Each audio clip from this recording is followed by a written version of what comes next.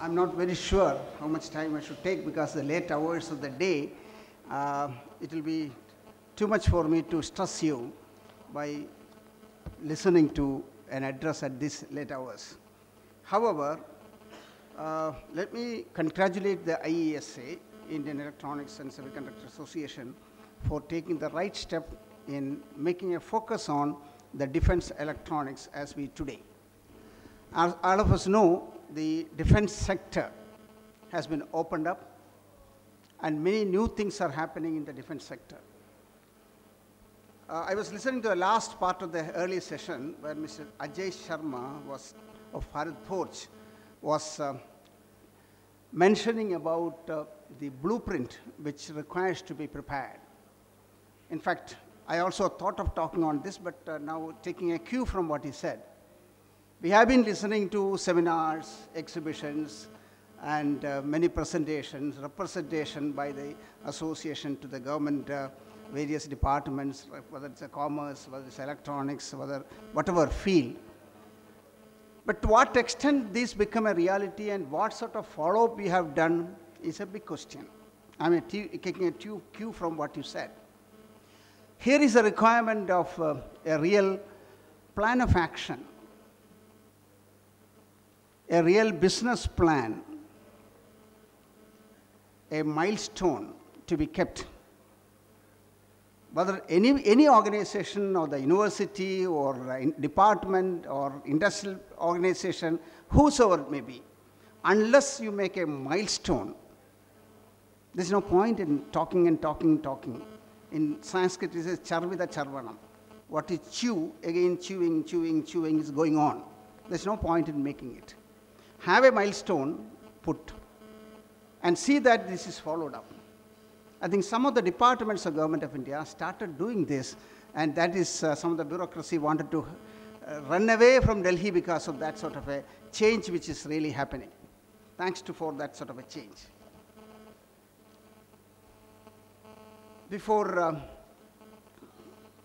I'll just quickly run through some of the slides which is assisted by us by Frost & Sullivan, who is our consultant on making the defense manufacturing park a reality. The representative of Frost & Sullivan, Ms. J.S. Janardhan, is also here. They helped us in preparing this presentation, and first of all, let me thank to them. The India's economy is concerned,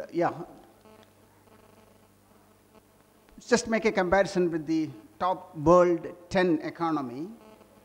9th largest economy by the GDP, which is a very nominal thing, because from the graph you will see we are nothing, a minuscule.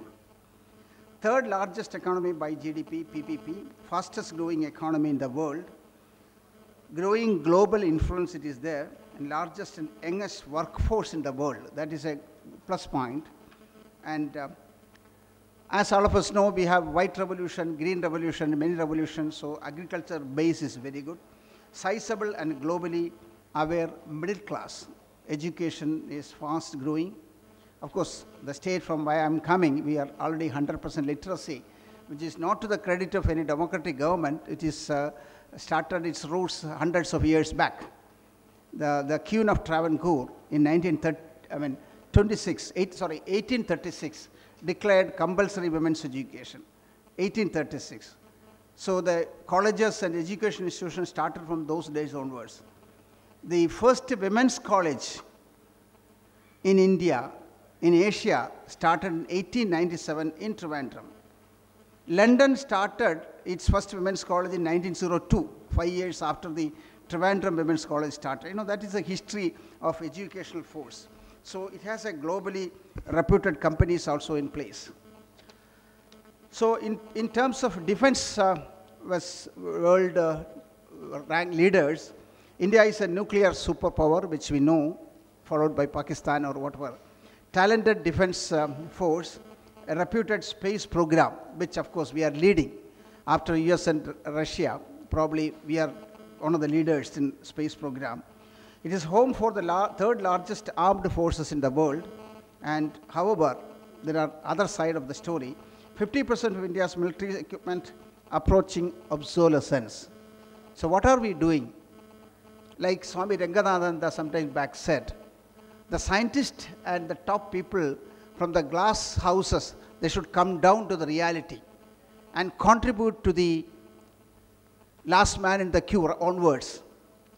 So what in the defense manufacturing or electronic manufacturing, whatsoever it may be, to the real practical situation, what is the result of the research? This is a question we wanted to ponder. So indigenous technologies, far from being considered cutting edge and self-sufficient. This is a big question the scientists should ponder. We have all the department, DST and whatnot. But what have happened so far is a big question mark. So there is no room for politics in science and technology and research. It should not be. But we know what is happening. Defense was close to private sector till recently, heavily dependent on imports. That change which is happening. Just to take a quote from our honorable earlier ex-president of India, the scientist, unless India stands up to the world, no one will respect us. Only strength respects strength. Some people may say it is anti-Gandhian philosophy. But time is changing. Still we can hold ahimsa till certain point. If somebody were coming like Jesus Christ said, we cannot show the other side, come and beat me. That time is over. We had to be real. I'm not telling that himsa should be there, but ahimsa should be there till a point. Thereafter, it's not himsa, it is only giving back. That may be required. India has all the ingredients. We have young, globally recognized analytical talent. I don't want to give the details of that. It has a thriving private sector. Slowly it is getting thrived. Some of the leaders in the private sector is matching the global leaders. Resources and cost advantage, definitely India continues to be one. And we have one of the best natural resources in the world. We can count on that. But unfortunately, whether in the agriculture sector or the resources, any resources, natural resources, we are exporting to other states or other countries, getting it processed and brought back 100 times price. This situation has to change. For example, Kerala, we have the best natural resources of sand, ilmenite, thorium, all those resources in a place like Koilon, Chavara. Everything is there. But none is getting processed here. And truckloads of things are going to other states and thereafter to export.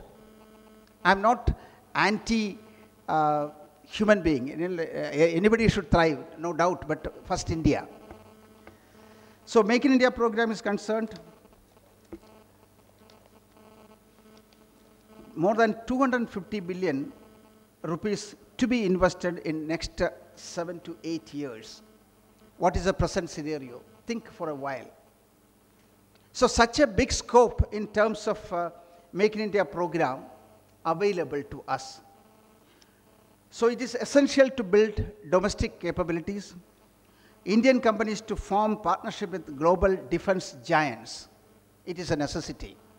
Thanks to the present government approach and policy, you can make anything. But in India, do it. Whether it is to be used within India or outside India, don't worry about it. But manufacture here. I can tell you, we all blame for anti-labor policies, etc., cruelty in China. But this policy, some 30 years back, they now announced. The change was visible. What they said is, you can do no labor laws, nothing. You do anything here, but manufacture here, use the natural resources, give employment to us. Technical people you can bring from outside, but massive employment, do it here.